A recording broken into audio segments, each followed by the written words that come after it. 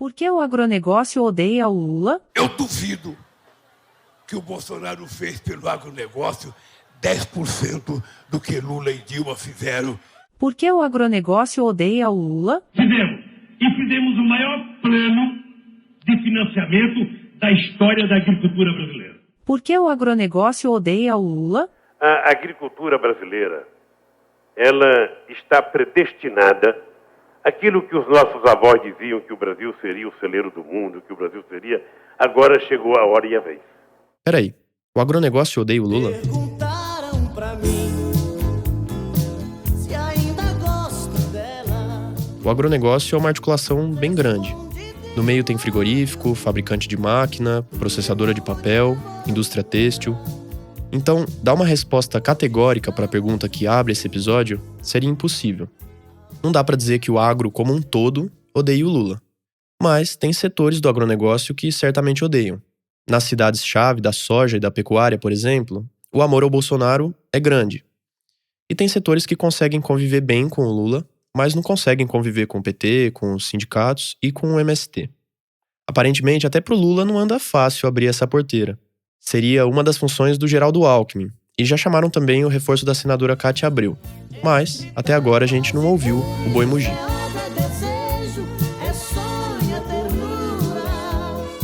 Enquanto isso, o Bolsonaro e o vice, Hamilton Mourão, têm ido quase toda semana a um evento relevante do agro nas cidades médias e pequenas do Brasil. Lugares que foram fundamentais para a vitória deles em 2018. Senhoras e senhores, anunciamos as palavras do presidente da República, senhor Jair Bolsonaro.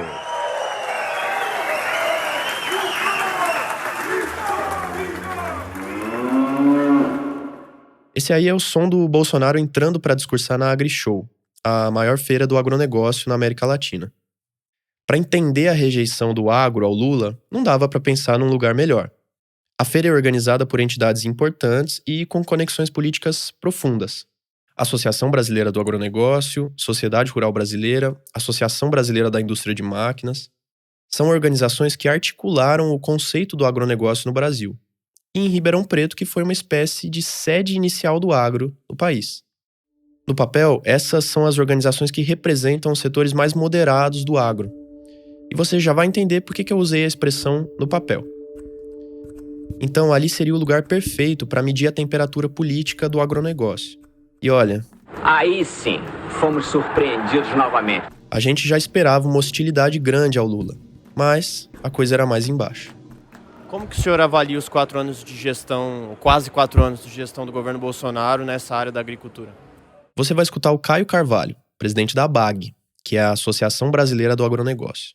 Nós tivemos uma felicidade incrível. Nós tivemos primeiro, uma valorização do Ministério da Agricultura como a gente não via antes.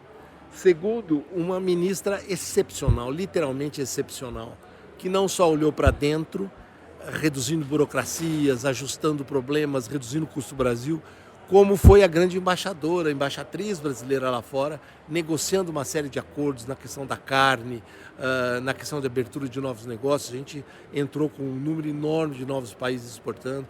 Portanto, foram anos muito felizes. A ABAG, que é uma das organizadoras do evento, é tida como uma entidade mais moderada e menos bolsonarista.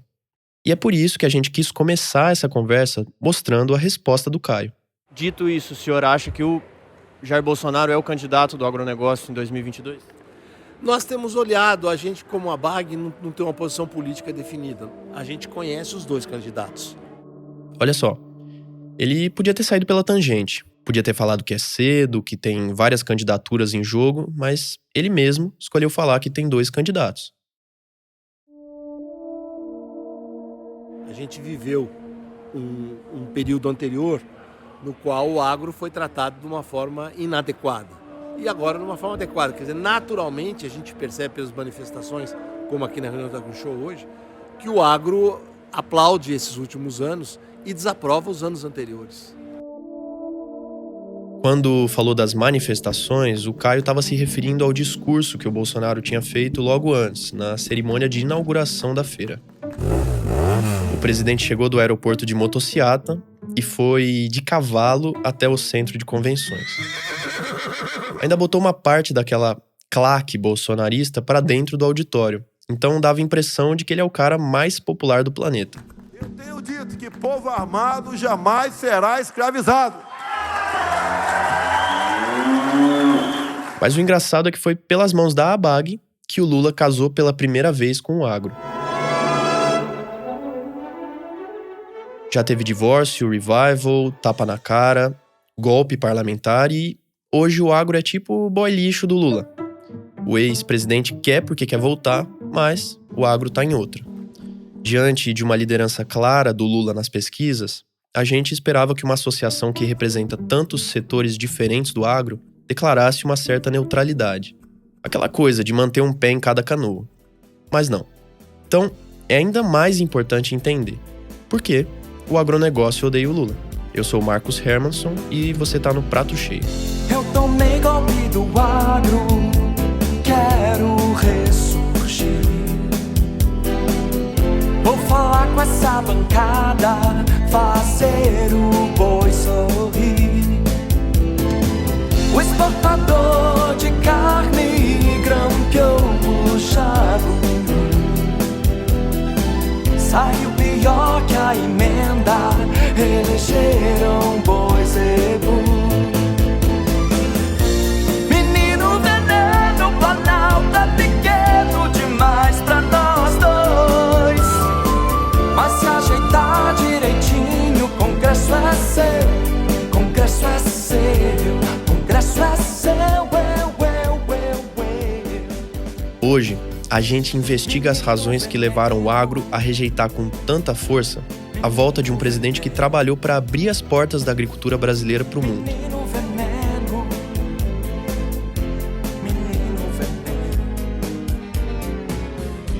Por que os agricultores, os grandes, têm resistência ao Lula? Era importante escutar quem esteve dentro do governo. O Guilherme Cassel foi ministro do Desenvolvimento Agrário do governo Lula entre 2006 e 2010. Cabe a eles, eu acho, explicitar isso. Não são razões de natureza econômica, sem nenhuma dúvida. Não há razões de natureza econômica para isso. Eles tiveram crédito, tiveram seguro, tiveram política de garantia de preço, política de comercialização, tudo que é necessário para produzir. E produziram bem. Se modernizaram muito, inclusive, durante os 2 mandatos do presidente Lula. Então, as razões devem ser de ordem eminentemente ideológicas. O chamado comportamento de classe.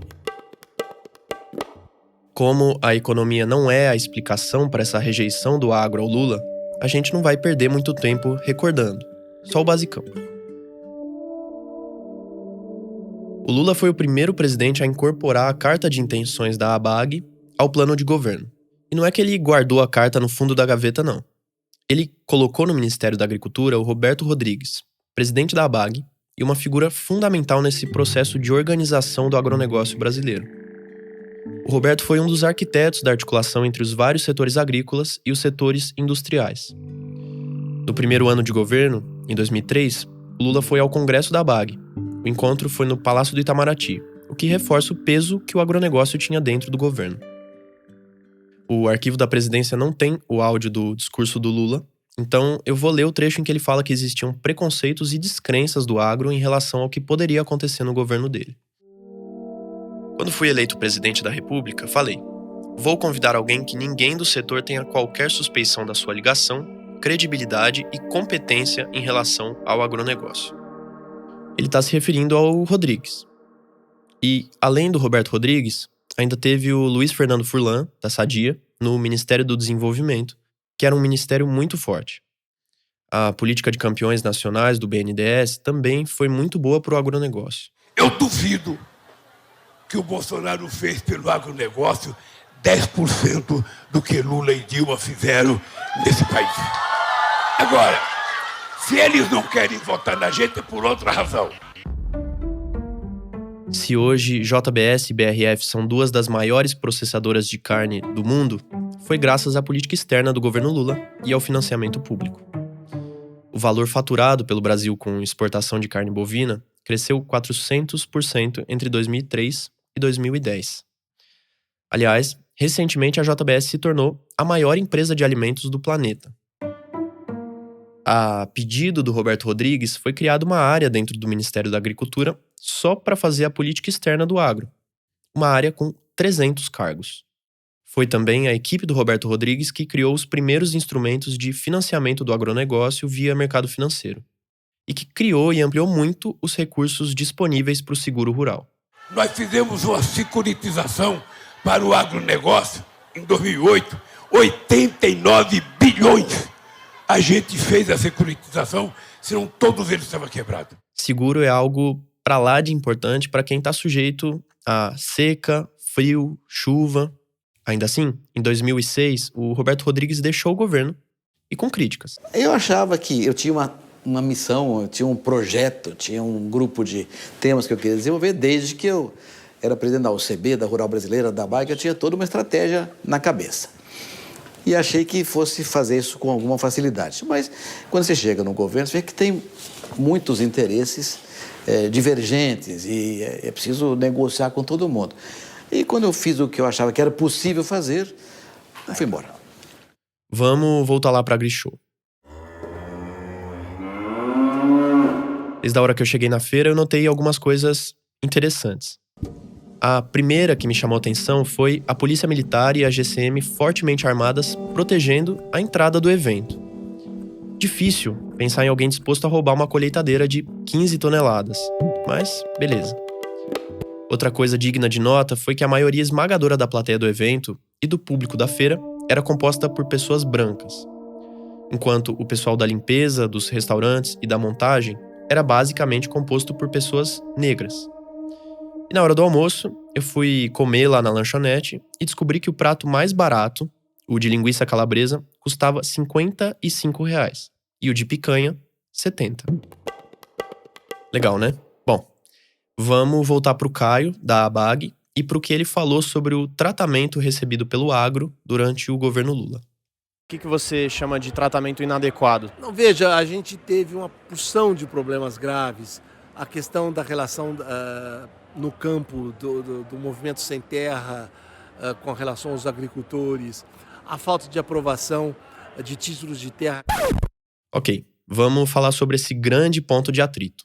Reforma agrária. Durante os 8 anos dos 2 governos Lula, 51 milhões de hectares foram destinados para a reforma agrária. Vou repetir, 51 milhões de hectares. Tem uma imprecisão na fala do Guilherme. Foram 47 milhões de hectares no governo Lula e 3 no governo Dilma, segundo o INCRA. Mas isso não muda a essência do que ele está falando. A área é muito grande, maior do que a área hoje cultivada com soja.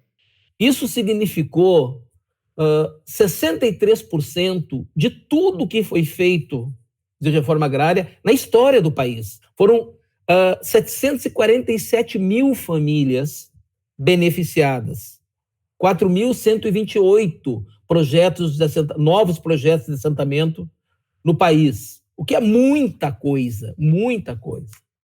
O Ministério do Desenvolvimento Agrário estava naquele espírito do Lula de refletir dentro do governo algumas das tensões da sociedade.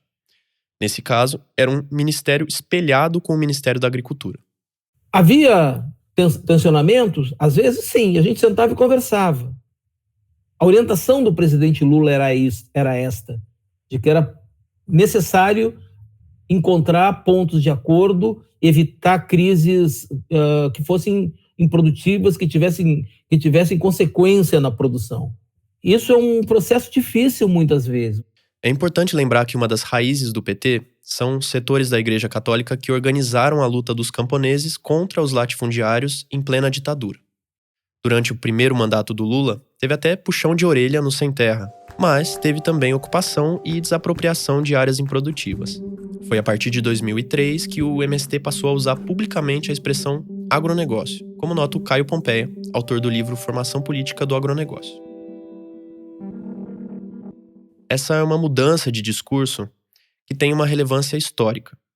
O MST dizia que esse setor não produz alimento, concentra riqueza e causa desemprego no campo. Então, em vez de centrar as atenções nos latifúndios improdutivos, o MST passou a ocupar fazendas voltadas para a produção em larga escala e para exportação. A Fazenda Santa Henrique, no interior de São Paulo. Ela foi invadida há uma semana por militantes do MST que destruíram milhares de pés de laranja. O INCRA reivindica a posse da área. Em 2009, o movimento ocupou a fazenda da Cutrale, uma das maiores produtoras de suco de laranja no mundo. Os sem terra acusavam a empresa de ter grilado a área. Mas o que circulou o Brasil foram imagens dos acampados usando tratores para destruir os pés de laranja. E nesses conflitos, às vezes o movimento erra, às vezes o lado de lá também erra. O episódio da Cutrale não chega nem perto do que foi o Dourado dos Carajás. Morreram gente, ali se queimou laranjeiras, certo? Tem gente de um lado e laranjeira do outro.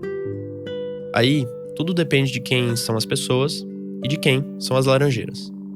Vamos pro intervalo. O joio e o prato cheio são mantidos com o apoio de organizações da sociedade que atuam na promoção da alimentação adequada e saudável. A CT Promoção da Saúde, Instituto Ibirapitanga, Instituto Clima e Sociedade e a Fundação Heinrich Böll são apoiadores regulares dos nossos projetos. Oi pessoal, aqui é o João Pérez, um dos roteiristas desse episódio. Depois que a gente já tinha gravado tudo, o jornal Folha de São Paulo publicou uma reportagem mostrando que o deputado federal Nery Geller está costurando uma aliança com o PT no Mato Grosso. O Geller foi ministro da Agricultura no governo Dilma e é aliado do Blairo Maggi, uma das figuras mais poderosas do agro no Brasil. Se essa aliança se concretizar, vai ser um passo importante para a campanha de Lula conseguir o apoio de uma parte do agronegócio. De toda maneira, isso não muda a essência do que nós estamos abordando aqui nesse episódio, que são as ressalvas de longa data do agronegócio a Lula e ao PT. Um bom episódio. Na sua opinião, quais são as principais ressalvas do agronegócio em relação ao Lula? Eu não sei quais são as principais ressalvas. Quando a gente soube que o Aldo Rebelo estava na AgriShow, correu para falar com ele. Se você não lembra, ele foi deputado por muitos anos pelo PCdoB, presidente da Câmara e ministro da Defesa durante o governo Dilma. E foi de dentro do PCdoB que ele se tornou parceiro da bancada ruralista como relator do projeto de lei sobre o Código Florestal. Na época, o governo Dilma ainda tinha um bom índice de vitórias na Câmara. E as votações em torno do código marcaram alguns embates nos quais o governo e o PT saíram derrotados na articulação política. As diferenças, eu creio, se situam muito mais no plano ideológico, no plano político. E talvez em certas posições do Partido dos Trabalhadores que soam hostis aos agricultores e aos produtores rurais. Bom, a gente não vai gastar muita saliva para falar sobre a questão ambiental. Basta dizer que durante os governos Lula e Dilma, o desmatamento na Amazônia teve um momento raro de queda. Os índices foram caindo, ano a ano, e em 2015, a área da Amazônia legal desmatada foi 80% menor do que em 2003. A ponto de entrar no horizonte a discussão sobre zerar o desmatamento, o que, obviamente, não ocorreu. Vocês me deram uma ideia. Olha, se a gente criou o Ministério da Igualdade Racial, se a gente criou dos Direitos Humanos, se a gente criou o Ministério da Pesca, por que a gente não pode criar um ministério para discutir as questões indígenas? Por que a gente não pode criar? A questão indígena é outro tema grande. Para começo de conversa, vamos lembrar que a Constituição de 88 previa demarcar todas as terras num espaço de 5 anos. Então não era nem para a gente precisar falar sobre isso. Uns dias depois da AgriShow, eu resolvi conversar com a Luísa Dulce, que é economista e integra o Núcleo de Análise em Políticas Públicas Agrárias da Fundação Perseu Abramo, vinculada ao PT. A Luísa falou um pouco dessa relação histórica do PT com populações tradicionais e camponesas, que para ela explica a rejeição do agronegócio ao partido. A nossa relação também com lutadores ambientais, queria lembrar aqui o Chico Mendes, e muitos indígenas e quilombolas, e ribeirinhos e populações tradicionais que estão na raiz do PT. O governo Lula homologou 79 terras indígenas. Antes dele, o FHC tinha homologado 175. A opção do Lula também é uma forma de ir para o enfrentamento, demarcar terras indígenas, terras quilombolas, unidades de conservação, é dizer, aqui não vai ter essa agricultura predatória. A Luísa trouxe um ponto que nos fez pensar nas nossas limitações em termos de visão. Aquilo que para a esquerda pode parecer fraco, ou insuficiente, para os setores mais à direita, é um terror. Eu queria dar muito destaque ao processo da Raposa Serra do Sol. Acho que foi definidora, né? Foi um marco na nossa relação com esse campo aí que se coloca como agronegócio, e que gerou muita raiva, que gerou muito descontentamento por parte deles. Os territórios quilombolas também. Em 2005, o governo Lula homologou a demarcação da terra indígena Raposa Serra do Sol, em Roraima, com 1.700.000 hectares. É uma área bem grande. E deu um prazo de 1 ano para que os não indígenas deixassem a área. O problema é que os não indígenas eram latifundiários, que se recusaram a sair. Foi preciso enviar a Polícia Federal. O decreto virou um embate jurídico que terminou no Supremo Tribunal Federal, que acabou dando razão ao governo. Foram 8 votos a favor da demarcação em terras contínuas da reserva Raposa Serra do Sol em Roraima, como queriam os índios. Mais uma queda de braço entre o PT e o agro, que vale a pena relembrar. A aprovação da PEC do trabalho escravo no Congresso. Presidente, eu tenho uma preocupação, que eu espero estar equivocado, sobre a PEC do trabalho escravo. Jair Bolsonaro. Equivocado desde sempre. Vamos ouvir o que ele tem para dizer. E a questão do trabalho escravo também tem que ser definido. O que é trabalho escravo? Vamos deixar para o governo regulamentar isso daqui? Seria uma lei complementar? Sim, mas seria muito mais fácil ele aprovar nessa casa uma lei complementar da maneira que melhor me interessa. A PEC do trabalho escravo foi apresentada em 1999, mas só foi aprovada na Câmara em 2012. No Senado, passou 2 anos mais tarde, à base de bastante negociação. Os ruralistas reclamavam que os proprietários ficariam à mercê de um fiscal do trabalho e que poderiam perder a propriedade por pequenas infrações. O governo conseguiu fazer um acordo com a promessa de que depois, um projeto de lei regulamentaria de maneira precisa o que configura trabalho escravo contemporâneo.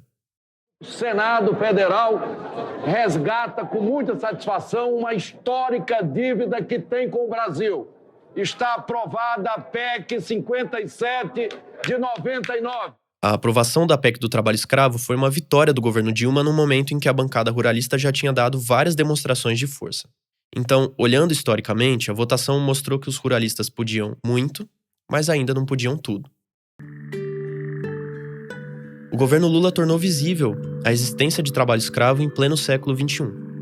As equipes de fiscalização foram ampliadas, ganharam mais poder e melhorou a articulação entre os órgãos públicos.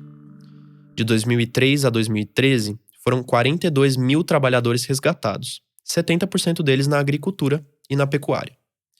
E passou a ser divulgada a lista suja do trabalho escravo, que foi alvo de muitos embates com os ruralistas. A lista atualizada traz nomes de quase 20 empresas ligadas à atividade agropecuária e de mais de 100 fazendeiros. Logo na primeira lista estavam alguns dos maiores produtores de soja do Brasil. Fazendeiros de Sorriso, no Mato Grosso, que é oficialmente a capital nacional do agronegócio. A nossa equipe estava lá no ano passado e viu muitas alusões ao Bolsonaro nos bairros ricos da cidade. Tem até totem do presidente no gramado de uma mansão. Aliás, a gente passou pelas mansões dos fazendeiros que frequentaram a lista suja. Imagina para essa galera o que é ficar famoso nacionalmente por escravidão. Já de volta a São Paulo, a gente conseguiu falar por telefone com o Argino Bedin. Ele é um fazendeiro conhecido como pai da soja de Sorriso. Inicialmente, esse papo seria usado para um texto e não para o podcast. E é por isso que a qualidade da gravação não tá legal. Então a gente vai te mostrar só um trechinho. Como é que o senhor compara o governo do Bolsonaro com o governo Lula, o governo Dilma? O governo Lula, vocês são sabedores desse testemunho disso, que foi dinheiro nosso que poderia ter feito infraestrutura aqui dentro do país, e foi lá para Cuba, foi para a Venezuela, foi para a Argentina. O tom usado pelo Argino surpreendeu. Ele é um fazendeiro grande, que em tese não tomaria decisões milionárias com base em informações falsas. Também chamou a atenção da gente que os sojicultores, como o Argino, só são sojicultores por causa do Lula. A soja foi o cultivo que mais se espalhou pelo Brasil no século XXI. Naquele discurso de 2003, no evento da ABAG, o o Lula falou sobre as sementes transgênicas. E pouco tempo depois ele liberou essas sementes, que tinham entrado ilegalmente no país. Então o senhor segue apoiando o presidente, né? Eu, até debaixo d'água, defendo o governo Bolsonaro. Resumindo, o Argino não aceita que o Lula tenha feito qualquer coisa. Estrada, perdão de dívida, liberação dos transgênicos, plano safra, nada. Até transposição do Rio São Francisco, os ruralistas falam que foi o Bolsonaro quem fez. Hoje estamos juntinhos, amanhã nem te vejo. Quando a Cosan, uma gigante do açúcar e da cana, entrou para a lista suja, o Ministério da Agricultura saiu em defesa da empresa. O ministro na época era o Reinhold Stefanes, um economista de perfil conservador que tinha sido deputado federal pelo Arena, o partido de sustentação da ditadura, e diretor do INCRA durante os anos de chumbo. O Reinhold chamou de exagero a inclusão da Cosan na lista e disse que, na visão dele, a empresa era inocente. E o Lula criou calo na língua de tanto defender os usineiros. Durante a minha vida inteira eu sempre achei que os usineiros trabalharam para eu nunca ganhar nada na vida, para eu nunca ser eleito. Aí depois eu virei presidente da República. E comecei a ter noção da importância que esse setor tem para o desenvolvimento desse país. Do que significa a segunda geração de produção de etanol. Depois que se elegeu, o Lula virou uma espécie de embaixador do etanol. Saiu defendendo o álcool pelo mundo como uma alternativa energética viável e sustentável. Em 2007, ele chegou a chamar os usineiros de heróis. Como a gente não tem o áudio, eu vou ler para vocês. Os usineiros da cana, que há 10 anos eram tidos como se fossem os bandidos do agronegócio nesse país, estão virando heróis nacionais e mundiais, porque todo mundo está de olho no álcool. Foi a época do carro flex e do resgate do pró-álcool. Entre 2003 e 2010, a área plantada com cana-de-açúcar cresceu 70% no Brasil. O Lula tanto fez que em 2011, depois de deixar o governo, ele recebeu o prêmio Top Etanol. Lula foi homenageado como personalidade do ano pelo esforço de divulgação do etanol e desenvolvimento da indústria sucroenergética durante o seu governo. E a gente falou sobre o etanol porque parece que tem uma parte do setor que custa a lembrar desses anos dourados. Então, a gente teve problemas graves. O setor sucroalcooleiro, que é tão importante para São Paulo, quase quebrou em função das políticas daquela época. E olha, deu muito trabalho para reverter isso. E quem começou a reverter foi o governo Temer. Em 2 anos fez um trabalho extraordinário que foi dado sequência. Então, por isso que eu digo, quem olhou, quem viveu aquele período de governo e vive hoje sabe que melhorou muito. A acusação do agronegócio é de que o Lula, depois que se apaixonou pelo pré-sal, deixou os usineiros na mão. Beleza, é um ponto de vista. Mas não dá para brigar com o fato de que antes disso foi o Lula quem reativou a indústria do álcool no Brasil. A gente volta no próximo bloco com uma surpresa. O Prato Cheio é financiado em parte por doações de ouvintes. Você pode ajudar sendo um integrante do Sementeira, o nosso programa para apoiadores. Além de contribuir para as nossas investigações, você ganha descontos em livros, restaurantes e várias coisas. E ainda tem acesso antecipado aos episódios do nosso podcast. Ricardo, você acredita que o agronegócio em peso vai fechar com o Bolsonaro esse ano? Ricardo, no caso, é o próprio Ricardo Salles. Ele foi ministro do Meio Ambiente do governo Bolsonaro até abril desse ano. Acho que já fechou. Grande parte dos produtores rurais, assim como os brasileiros de bem, estão todos do lado do Bolsonaro. E por que isso? O Bolsonaro foi aquele que primeiro colocou meio ambiente e agricultura juntos, defende o produtor rural acima de tudo, defende a propriedade privada, colocou um freio nos abusos do MST, em várias outras questões que prejudicavam o agro brasileiro, mostrou realmente que é um parceiro incondicional da agropecuária brasileira. Nos 2 primeiros blocos, a gente explorou os pontos de atrito entre o PT e o agronegócio. No último bloco, a gente explora o óbvio. Se com Lula tudo ia bem, com Bolsonaro tudo vai muito melhor. Se você tivesse que comparar as 2 gestões, do Bolsonaro e do PT em relação ao agronegócio, qual a diferença? O PT é a gestão que roubou o resultado do trabalho do agro, colocou nos órgãos, tanto Caixa quanto o Banco do Brasil, quanto outros órgãos que deveriam estar sempre dedicados ao agro, colocou gente que roubava, que desviava, que maltratava o povo brasileiro, sobretudo o agro e a família do agro. Reparou onde foi que eu conversei com o Ricardo Salles? Na maior feira de agronegócio da América Latina. Então tivemos aqui também a oportunidade e o bom senso de escolher um ministro do meio ambiente que casa a questão ambiental com o desenvolvimento. É o casamento entre a árvore e a motosserra, também conhecido como Jason, no filme Sexta-feira 13. Lá na AgriShow, eu também conversei com a Tereza Cristina Vendramini, presidente da Sociedade Rural Brasileira. A Tereza é pecuarista e socióloga de formação, e também a primeira mulher a assumir o comando da entidade. Olha, eu acho que o produtor rural, ele tem um sentimento, como eu já te disse, de frustração muito grande quando ele é cobrado, sinceramente, de uma maneira errônea, né? Que quando ele é, de alguma maneira, ele é passado como desmatador, que ele não é. Esse ressentimento do agronegócio não é de hoje. Quando o setor começou a se organizar, foi surgindo essa ideia de que os produtores rurais são vítimas de uma grande injustiça. A gente já falou por aqui sobre uma campanha que tinha a Giovanna Antonelli e o Lima Duarte como mensageiros.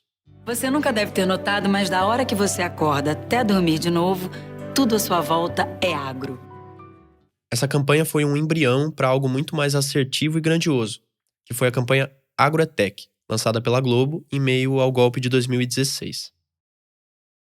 Se essa campanha, uma cobertura jornalística amplamente favorável, uma bancada ruralista inteira, novela e tudo mais, não foram capazes de criar uma imagem positiva do agro, talvez o problema não seja a imagem, mas os fatos.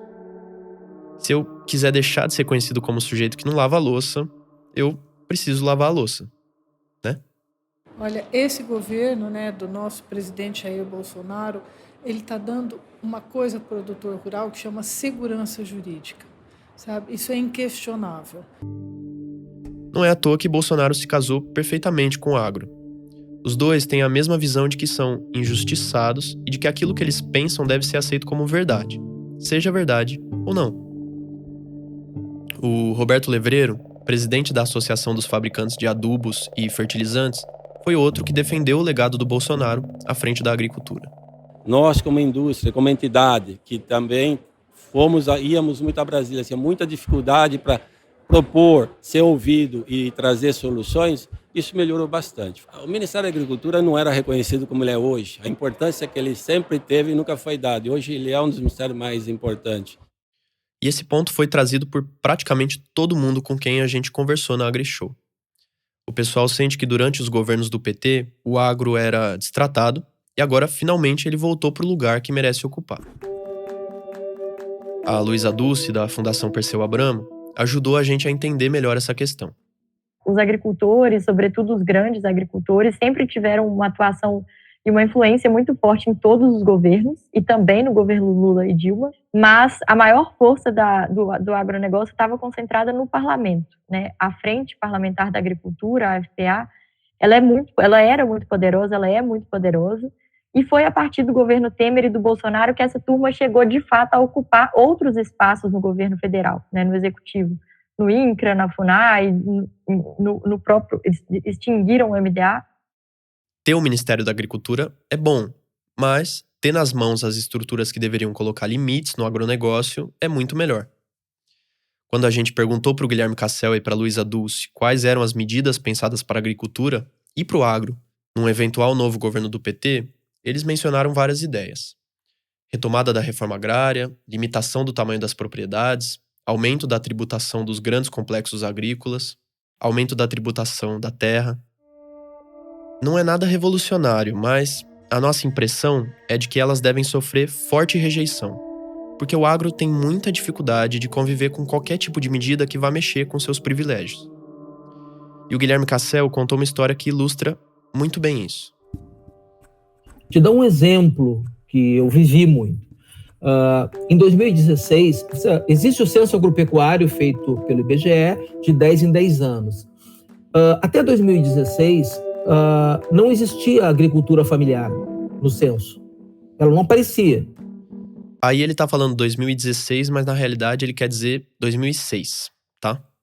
E quando a gente propôs separar agricultura familiar no censo, olha, vamos ver qual é o tamanho dela, qual é a renda dela, o que ela produz, se ela é importante ou não economicamente. Foi uma guerra. Para o agro, interessava manter a ideia de que a agricultura familiar era irrelevante. Existia um longo processo de propaganda cultural, digamos, que dizia, não, a Central de Reforma Agrária e Agricultura Familiar é um conjunto de pobres que só produz para sua subsistência e que não tem valor econômico nenhum. Essa pressão para barrar a inclusão da agricultura familiar no censo, segundo ele, veio da bancada ruralista e do próprio Ministério da Agricultura. Mas no final, em parte por conta da vontade do então presidente Lula, a agricultura familiar foi incluída. A partir daquele censo, a gente conseguiu dizer, olha, a agricultura familiar ela não é um conjunto de pobres no campo que são atrasados, que são fonte de violência, sabe? Não, eles são um setor econômico importante que precisam de política pública para produzir mais e melhor.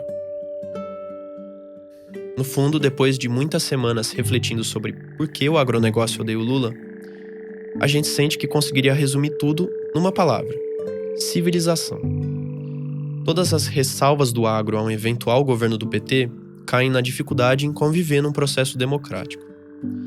Já pensou que louco morar num país onde não pode escravizar o peão de fazenda? Onde precisa pagar imposto por explorar 1/4 do território nacional? Onde não pode sair queimando floresta e grilando terra? O agro é uma invenção recente, mas o latifúndio no Brasil vem desde 1500. Então, para quem sempre pôde fazer o que quis, pode soar muito estranho ter que respeitar umas regrinhas de convívio. A pesquisa desse episódio foi feita por mim, Marcos Hermanson. O roteiro é meu e do João Pérez. A produção executiva do Prato Cheio é feita pela Luísa Coelho. As redes sociais do Joio estão a cargo da Brenda Vidal e da Natália Iwasawa. O design é da Denise Matsumoto e da Clara Borges. A edição de som é do Vitor Oliveira.